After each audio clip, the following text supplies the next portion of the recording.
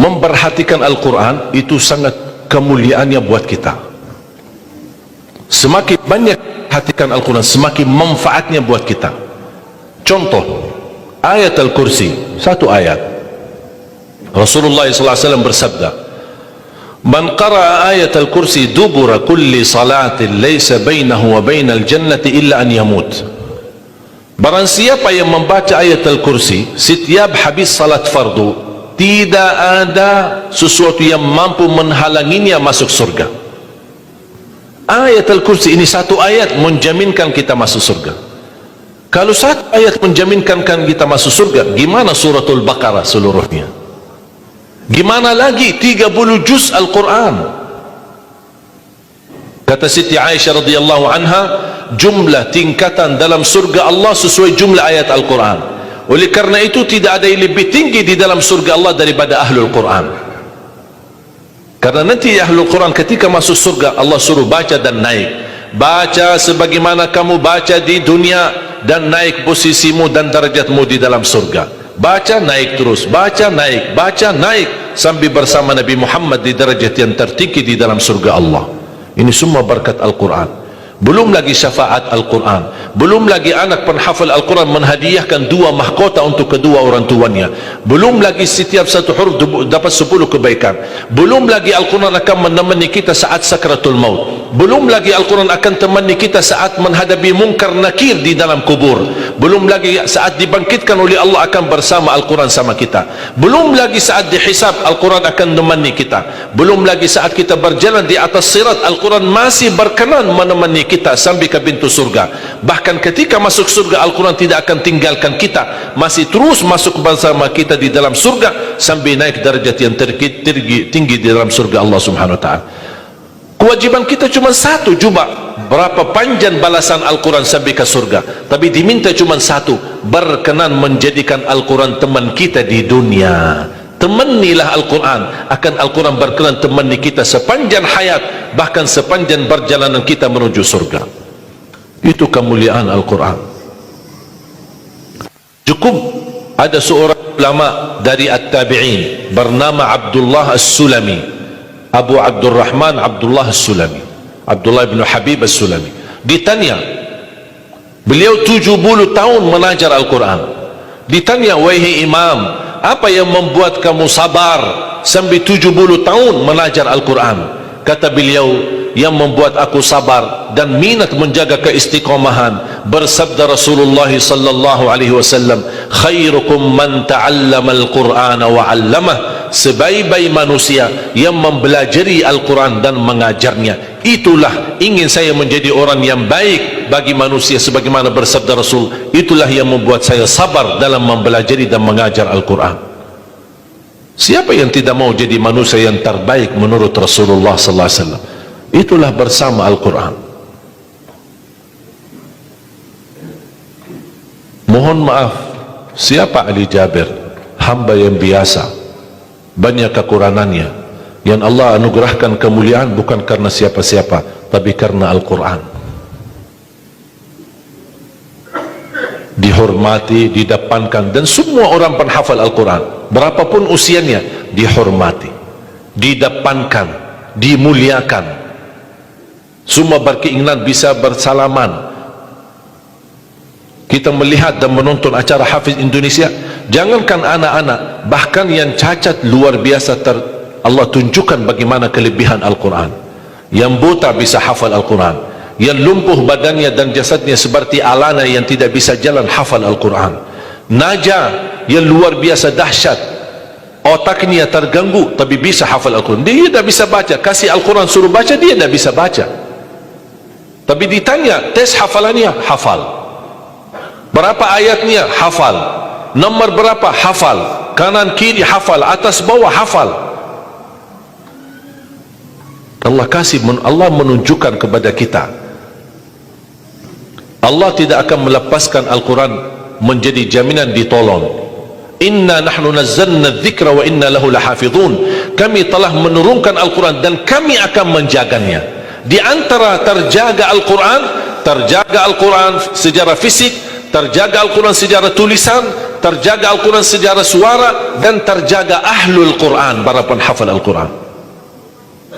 Oleh kerana itu jamaah sekalian, selalu saya mendorong masyarakat, kalau kaum muslimin muslimat di Indonesia merasa dirinya gagal menjadi penghafal Al-Quran, jangan putus asa, tetap masih anda bisa menjadi ahlul Quran. Ayo kita lipatkan diri kita melalui yang jadi saham atau saksi baik bagi kita di hadapan Allah, melalui infak kita, sedekah kita, zakat kita, wakaf kita, apa saja, supaya kita datang di hadapan Allah. Ya Allah, mohon maaf, saya belum bisa hafal Al-Quran, tapi hartaku menjadi saksi untuk membantu dan menolong Al-Quran dan binaan Al-Quran. InsyaAllah termasuk ahlul Quran dan mendapatkan syafaatnya Al-Quran di hari kiamat, dan amalan itu menjadi sedekah jariah yang menalirkan pahalanya sampai hari kiamat.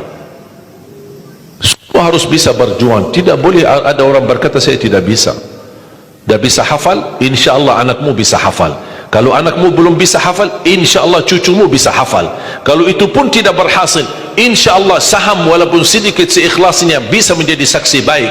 Infaknya, sedekahnya, ikhlasnya, zakatnya, wakafnya, semua bisa menjadi saksi baik. Karena kita mendapatkan sebuah kemuliaan Al-Quran. Al-Quran kitab suci yang tidak ada keraguan di dalamnya. Sayang sekali kita bisa kehabisan berhari-hari tidak baca Al-Quran. Saya harap insyaAllah mulai hari ini kita komitmen untuk khatam Al-Quran. Siap? Masih menunggu cara mudah untuk khatam?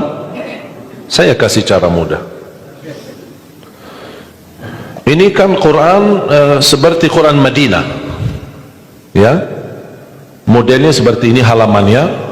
Sekarang sudah banyak di Indonesia seperti Quran Syamil atau Quran ini sudah mulai seperti ini, Quran Madinah, ya. Maksudnya model cetakannya dicetak seperti ini, mulai dari ayat, kalau di akhir halaman ditutupi dengan ayat. Dulu Quran lama, setiap halaman kita buka kadang-kadang ada separuh ayat di halaman kanan, sisanya di halaman kiri. Sekarang Quran Madinah tidak boleh begitu.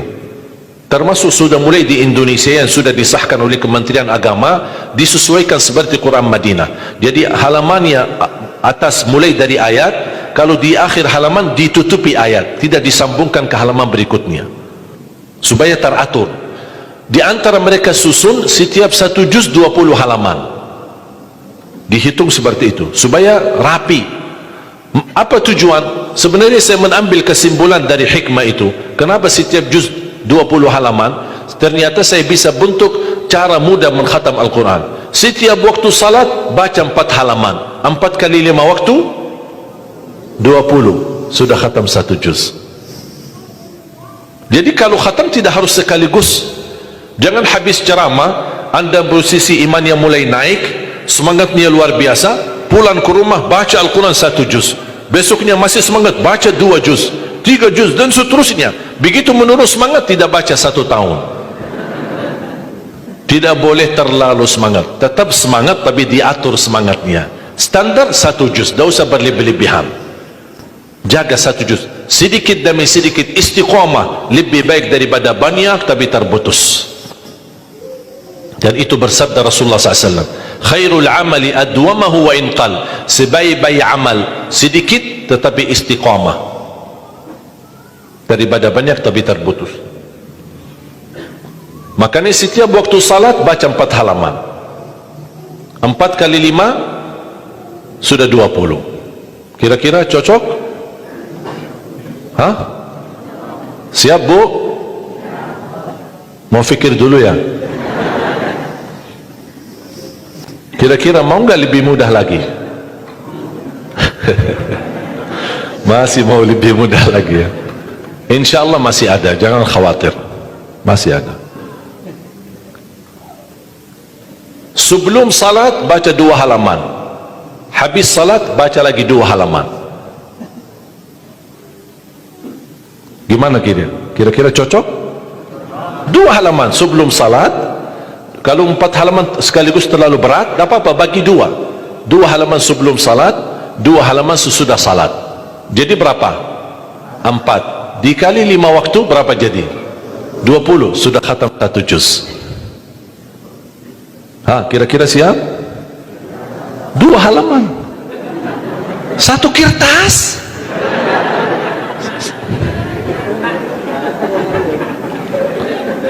Satu lembar ya, 1 kertas, 1, cuma bola balik, masa keberatan, cuma 1. Begitu sebelum salat baca 1 kertas, 1 lembar, habis salat baca lagi 1 lembar. Mohon maaf, lagi semangat, mau nambah jangan tambah, itu aja dijaga sampai selesai. Kalau ini bisa dijaga, insyaallah husnul khatimah, istiqamah dibaca. Siap? Fikir-fikir dulu atau gimana? Hah? Insyaallah aman ya, cocok? Masih mau lebih mudah lagi? Hah? Abu mau? Mau lebih mudah? Ini cara yang tadi yang saya sampaikan, setiap salat, sebelum salat 2 halaman, habis salat 2 halaman, dan seterusnya sampai khatam 1 juz. Itu cara yang termudah untuk orang yang paling malas. Kalau itu tidak bisa, saya angkat tangan, inna lillahi wa inna ilaihi raji'un. Udah ada lagi, sudah habis. Malu kita sama Allah jamaah sekalian. Wallahi waktu kita banyak. Ketika saya berhasil khatam 10 jam bisa khatam 30 juz, Allah kasih 24 jam, masa kita tidak bisa 1 juz? Saya tidak minta 30 juz dalam 10 jam, saya minta 1 juz dalam 24 jam. Jadi kalau ketika anda baca, jangan suka lihat halaman belakang. Itu yang membuat banyak berat. Misal baca Al-Baqarah, sambil dia baca a'udzubillahi minasyaitonir rajim, bismillahirrahmanirrahim, alif lam mim, dzalikal kitabu la raiba fihi hudan lil muttaqin alladzina yu'minuna. Banyak. Sadaqallahul azim. Tidak jadi lanjut karena dia fikirannya sudah berubah. Dia tidak melanjutkan apa yang dia baca, tapi dia sudah membuka jumlah halaman begitu terlalu banyak. Aduh ya Allah, bukan saya tidak mau, masalah tidak ada waktu. Padahal kalau dia lanjut, ada kesibukan, tidak apa-apa, berhenti. Berhasil 2 halaman, berhenti. Ada urusan aktivitas, ada tamu di rumah, tidak apa-apa, layani sebentar, habis pulang lanjut lagi. Walaupun 1 halaman, walaupun separuh halaman, tidak apa-apa. Tunjukkan yang terbaik, walaupun itulah kemampuanmu. Tunjukkan, ya Allah mohon maaf, kemampuan saya cuma separuh halaman, tidak apa-apa. Allah senang apapun yang kita kasih, Allah senang asal istiqamah. Allah suka. Allah tidak minta yang banyak, Allah minta